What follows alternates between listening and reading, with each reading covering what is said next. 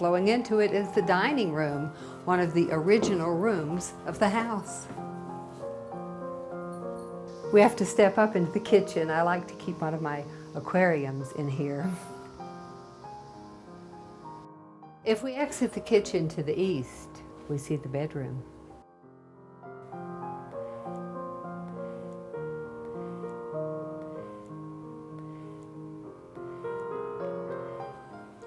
If we go out the other room of the kitchen, we'll be in the computer room, and beyond that to the west, the bathroom.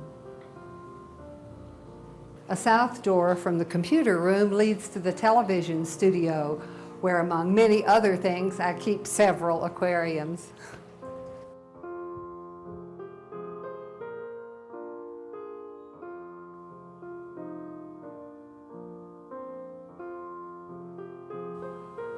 The back door of the computer room opens into the garden.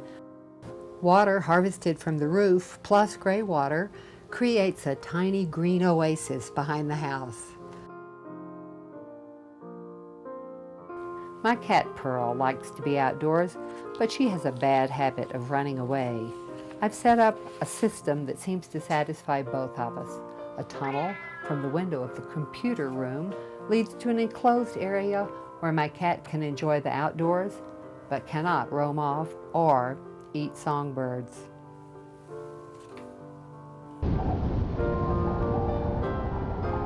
From earliest days, Silver City has had a love-hate relationship with water. Our area is semi-desert with marginal rainfall, even in normal times. And on top of that, there are periodic droughts. We've been in one for the past decade. So water is a precious commodity. When the Risks lived here, there was no city water supply. That was not to come until the late 1880s. A few people had wells. The Risk near neighbor Isaac Cohen had one, which is still to be seen on the back porch of the house where he lived. But as far as we know, the Risks had no well. We're told they preserved water by a cistern located underground in what is now a neighbor's yard, though it was then part of the Risk property. The water was most likely collected as runoff from the roof of the house. If the cistern were still available, we might be able to collect it in the same way now. Today in the Risk house, I'm using the city water supply, but I tried to do a bit of recycling by emptying my bathtub through a hose onto the garden in the backyard. And the little incremental things that we can do to change our lives in ways, it's really a matter of just changing habits as much as anything else, I think. I lived without running water for a while when I was younger, and that really taught me to really conserve water and appreciate what I had. And I just think that people are getting that mindset now, and it's really, it's very inspiring to see. The whole concept of reduce, reuse, and recycle can't be stressed enough. To me, I really believe that I hate to see anything go to the dump myself.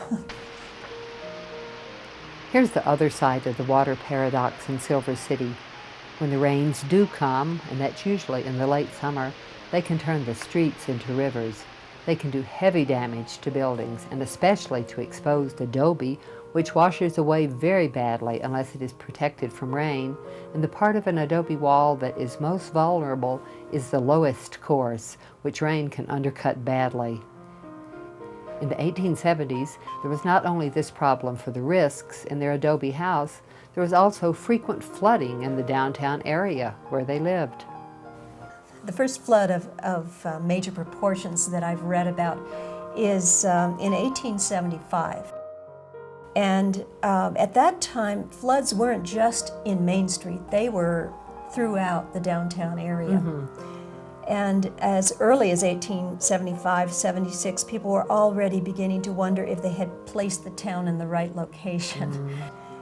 And so the citizens of the town grew so accustomed to having floods that it didn't strike them as a little strange that they had this natural disaster every single year. Yeah.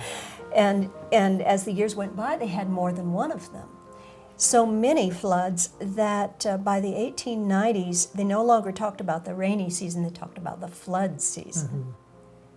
Soon after John and Jenny moved in, they took 2 measures to protect their property.